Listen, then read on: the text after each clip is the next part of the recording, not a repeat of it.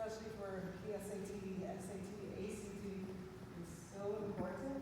And I think we're going to have just a thought-provoking and engaging dialogue tonight, featuring Mr. Doty, and I just wanted as many people as who could be here to be able to come. So thank you for coming. I'm going to take a moment. I'm just going to read a brief bio about Mr. Doty, and then I'll turn things over to him. So, a native of Indiana, Kevin completed his undergraduate work at Purdue University and graduated with a major in aeronautical and aerospace engineering in 1994. While at Purdue, he worked as a quad student for 2 semesters at General Dynamics in Fort Worth, Texas, on the F-16 fighter jet. After college, Kevin was in 1995 a Teach for America Corps member in the Washington Heights section of New York City. While teaching, Kevin received his Master of Science in Education from Mercy College and his New York State teaching license. In 2001, he received his Master of Divinity degree from Princeton Theological Seminary and was ordained to the ministry in the Presbyterian Church, USA. After serving in churches in Indianapolis and San Francisco, Kevin began tutoring full-time in 2008 and has students in San Francisco, Indianapolis, and in other areas of the country.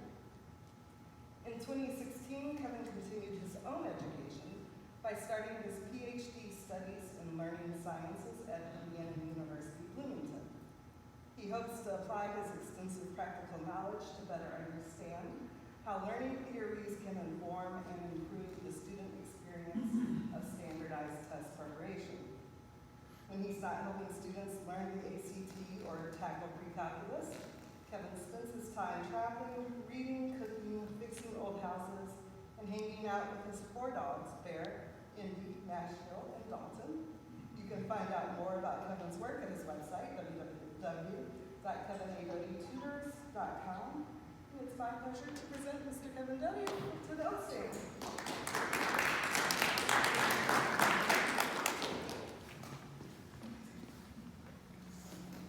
That was kind of a long bio. That's awesome. Thank you for the introduction. And I realize I should put this up a little bit higher. Thank you for all for being here, and especially thank you to the Oaks Academy and to Angela Barlow for extending the invitation. I'm incredibly excited to be here, and I'm excited to obviously present to you, but especially excited about the Q&A because that really fits into my teacher side, and then we can talk about things and answer questions. So gear up for that. That's going to be awesome. We are digitally recording this for my use and for social media marketing purposes. So my assistant Maggie's over here working that angle. We'll try and keep you visibly out of it, but please make sure that you speak up when you ask questions so we can make sure and have that record of our dialogue. So my goal tonight is to provide you, whether you're a student, a parent, perhaps even a teacher, with things that are going to be valuable to you as you think about this whole test prep process. There's often a lot of nervousness and anxiety about how that process goes, what it means, and kind of how to navigate that. And so I want to present to you tonight some things that I've learned over the past 10 years of working with students in test prep, and some things that I think are going to be super helpful to you as you think about that process, and things that are directly impactful for you, whether you're a parent or a student. So before we talk specifically about test prep, I think it's important for you to understand kind of my context, where I'm coming from. Angela's already given kind of a skeleton of my background, but I want to kind of go into that in a little bit more detail because I think it informs how I approach particularly students and why I think some things are really important about how we learn and some things that keep us from learning. So, as Angela already said, for the past 10 years I've been working as a full-time professional tutor, first in San Francisco from 2008 to 2010, and then I moved my business to Indianapolis to, of course, be closer to family. And in that process, I developed my online tutoring capabilities. So I actually even currently have students in San Francisco, Portland, Oregon, Massachusetts. I even have a student in Spain currently, which is super cool. So been able to have really wonderful experiences, being able to tutor all kinds of students in all kinds of different contexts.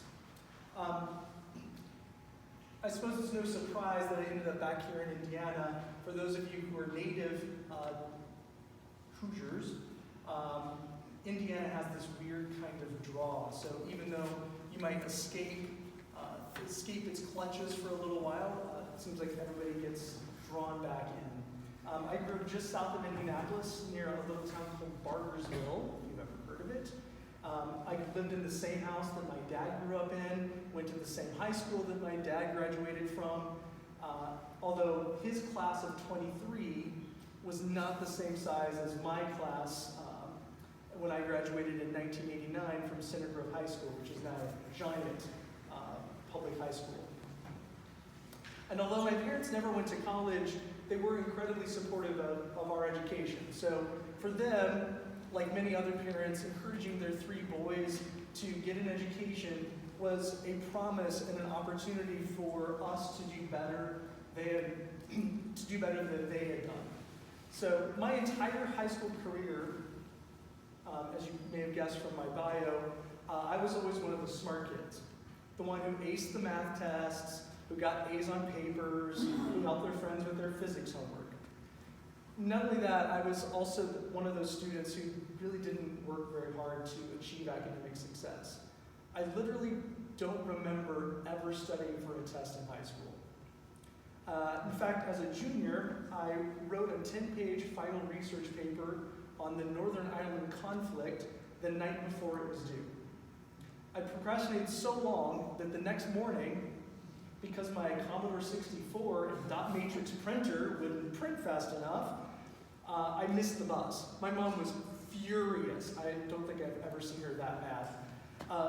She was still annoyed a couple weeks later when I brought the paper home with an A and the highest grade in the class.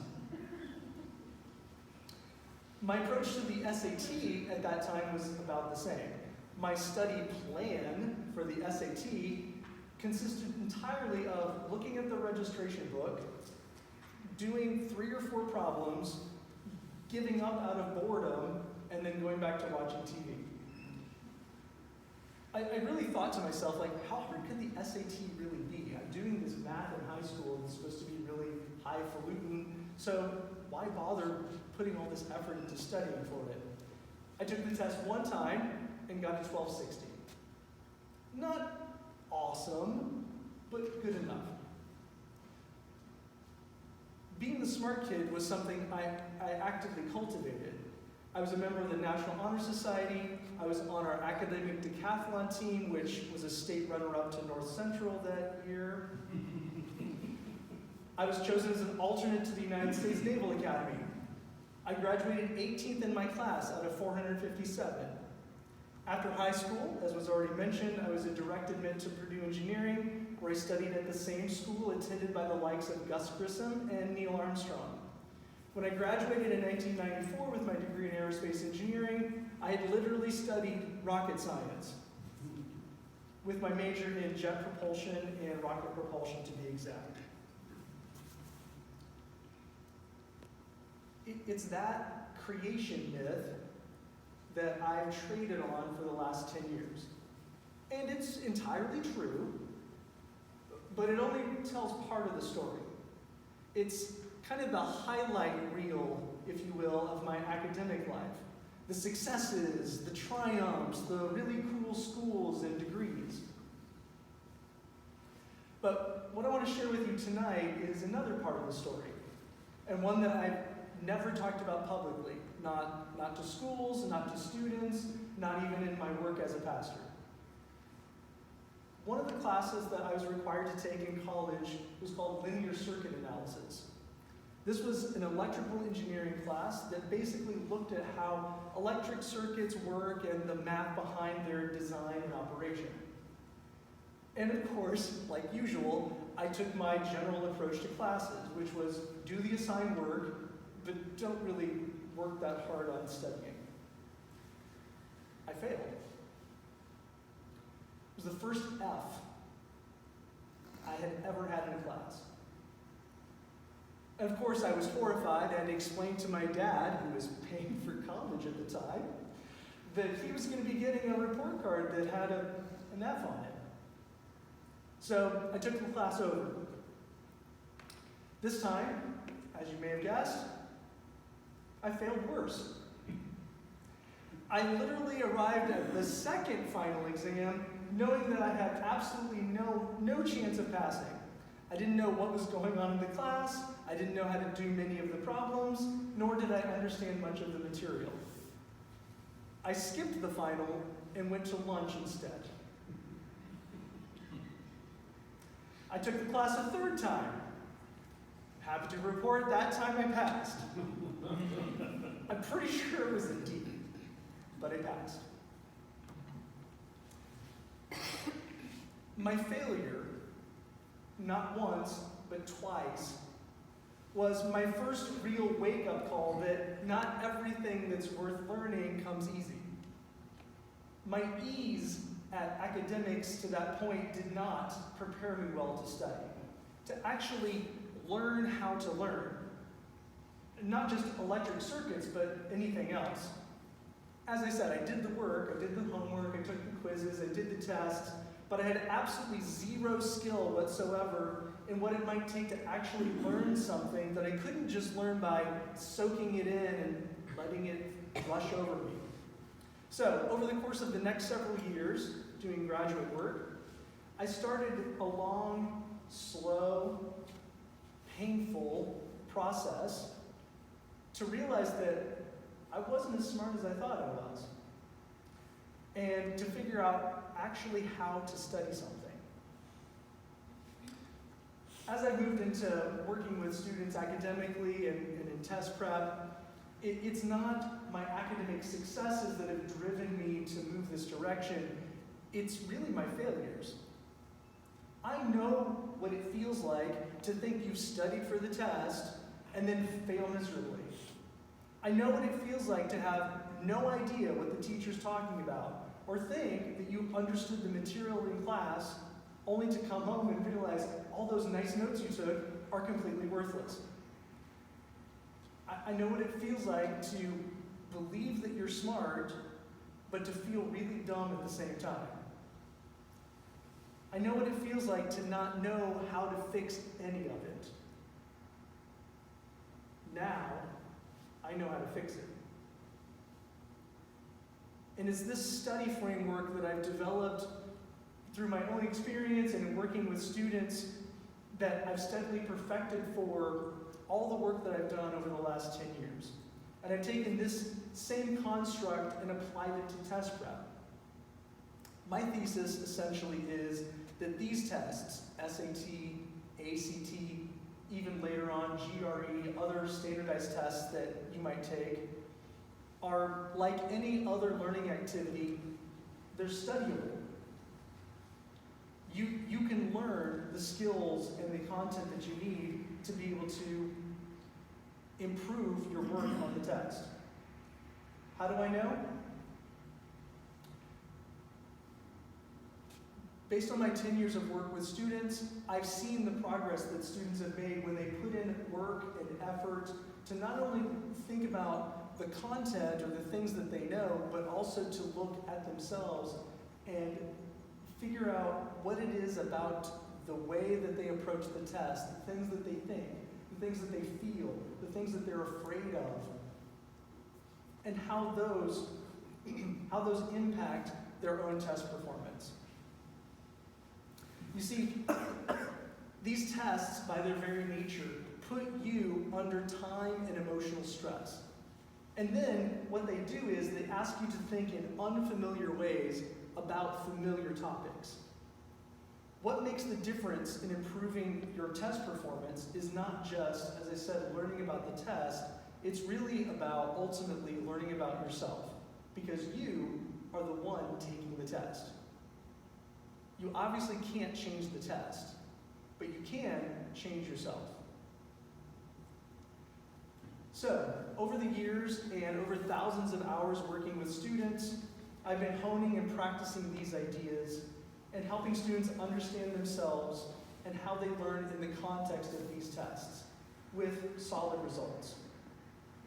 So, I'm here with you tonight to tell you what I see about test prep from the perspective of a practitioner, someone who works test questions with students nearly every single day, hard to believe, but working to understand at a deep and personal level why student mistakes are happening and how to correct them.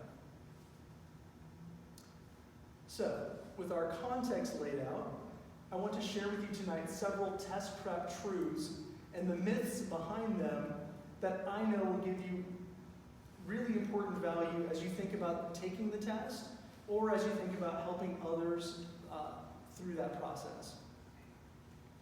So, the first myth I'd like to talk about is the myth of the bad test taker. Of course, there are times that our test performance doesn't go well for any of us, maybe even more often than we might like. But that's not exactly what I mean. The bad test taker label is something I often hear when I'm having an initial conversation with a parent about their student and why they might not be performing as well as they'd like to on the test. Mrs. Smith might say, "We just got Sam's scores back, and testing is something she's always struggled with. You know, Sam is just not a good test taker." I will probably hear the same thing when I have my first session with Sam. Sam will say, "Mr. Doty, I scored my reading section and I was really disappointed, but you know, I'm just not a good test taker." No. There's nothing special about taking a test. It's not something some people are born with and some people are not. It's a skill. And like any skill, it can be learned and practiced and improved. So why is this critical? Because if you tell yourself the false story that you, in the core of your being as a human, are a poor test taker, I can't help you. You've convinced yourself that somehow you're incapable of doing better because it's just part of who you are. And it's a lie. It becomes an excuse for poor performance that you know is not a score that you're capable of. So the truth is, good news, you are not, as a human, a bad test taker. You might lack skills, you might not have the knowledge right now, but then let's put in the work to learn how, because it is possible. So, how do we start? Well, I think we should start with the most common struggles that students think about when they look at taking tests like the SAT. When I ask students or classes what they most worry about, what do you think they answer?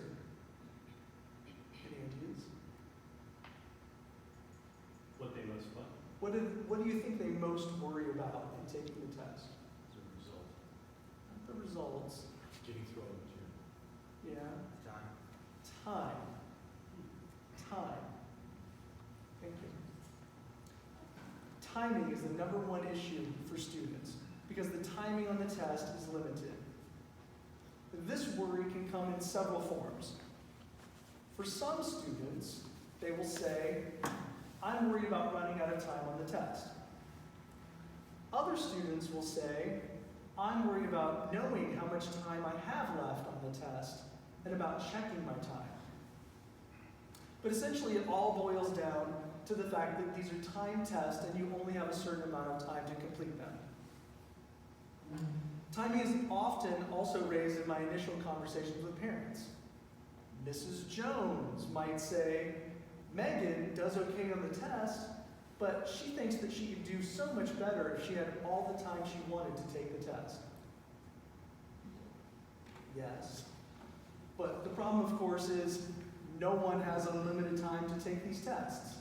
Not only is that logistically impossible, it's just not the reality of the test. In my mind, that's just another excuse that we can use to blame our poor test performance and to not really do the hard work necessary to improve. So while timing on the test is a reality, it's never the real issue when it comes to improving your performance. So let's break down these fears one at a time. Students who are worried about running out of time take this fear and they allow it to drive their pace on the test. They rush through problems, trying to get to the next one as quickly as possible. And in the midst of that rushing, what happens is students miss details in problems that they would normally pick up, or they make critical mistakes in their work resulting in missed questions. Even more rushing means students often don't understand the questions, they get frustrated, and then they frantically reread the questions and end up giving up, guessing, and use up even more time. If you know someone who's worried about tracking their time, they're worried about figuring out how much time is left on each section. These students also run out of time, but for a very different reason. They obsess over the clock. These students let their fear drive them to always check their watch or check the clock on the wall to figure out how much time they have left in the section. And then they gauge how much time they have for each question following that, and then decide whether or not they need to speed up or slow down. In this case, the reason their fear gets in the way is a psychological concept called task switching cost. I practiced that like 5 times today. I just can't. Task switching cost. Every time we draw our attention to a different task, it takes a moment or two for our brains to catch up and get on to the next task that we've asked it to do. But what happens when we do that is we end up slowing down both of the tasks that we're working on when we're switching back and forth. So in the context of the test, that switching between, I'm going to work on the problem, but wait, I need to look at the clock, but wait, I'm going to work on the problem, has a cost for both keeping track of your time and keeping track of what's going on in the question. And as you might imagine, over the course of a section or the course of the entire test, that cost adds up very, very quickly. Thinking about these time fears altogether, the truth is that the time limit isn't really the issue. The truth is you have plenty of time to take the test. The truth is it's that our own fears, our own beliefs about the time limit are what lead to bad execution and poor results.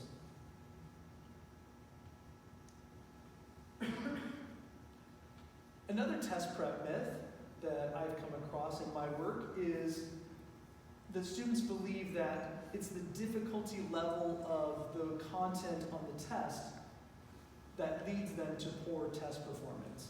This is especially true when it comes to math sections. I hear this when I talk to new students or clients who might mention that little Johnny struggled in math, struggled in geometry last year, which resulted in his low score. That's not to minimize the student's legitimate challenges with math. Those are certainly real. Sometimes content, like geometry, is hard to learn. The myth is that those struggles with content lead directly to a score performance on the test, and that content in and of itself is what lowered your score. The truth is that the SAT or the ACT are not trying to test you on content. They could care less whether you know the quadratic formula, or know how to factor an equation, or if you know how to find the area of a triangle.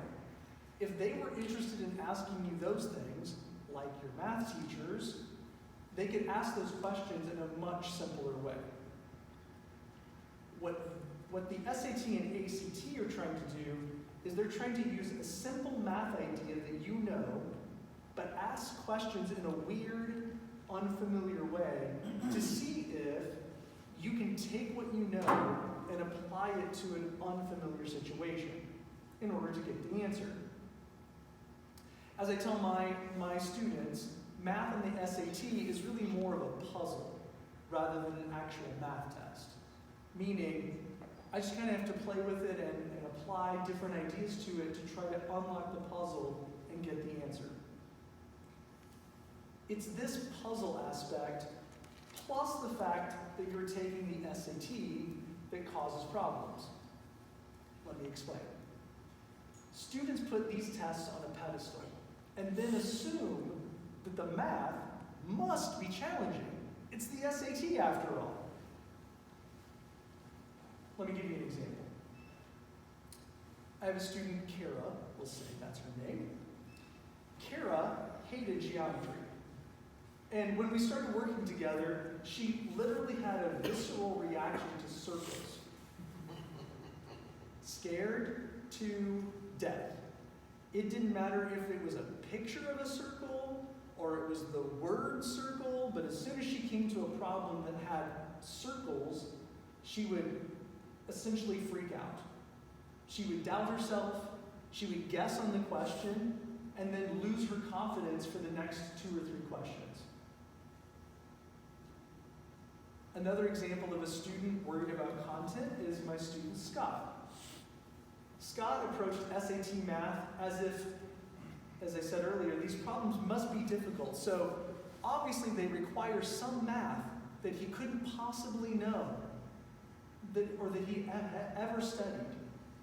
On one test recently, we literally spent a full minute struggling with how to start the problem 3/4 x equals 9.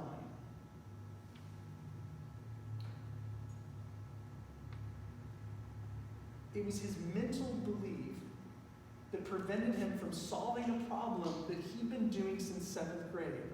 If it wasn't the SAT, he would have done it perfectly with no problem.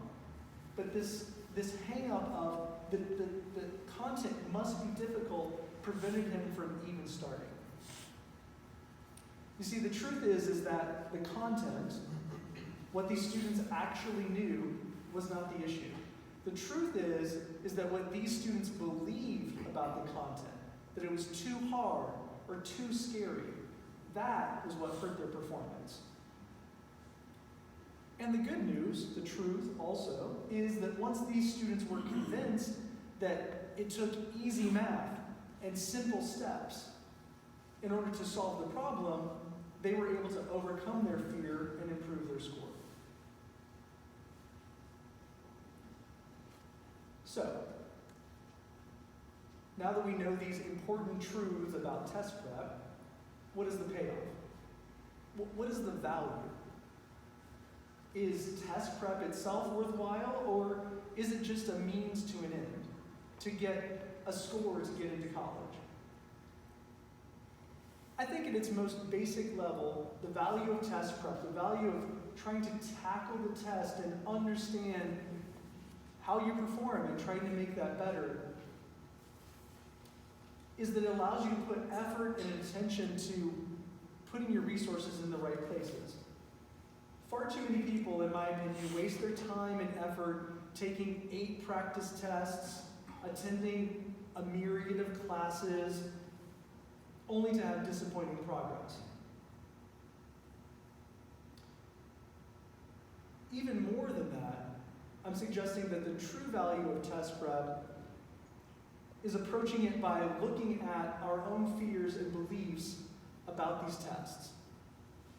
That's uncovered by actual student performance, so that we can base our execution of the test on the true reality of the test and of who each student is as a test taker. Is this approach worth it? Absolutely.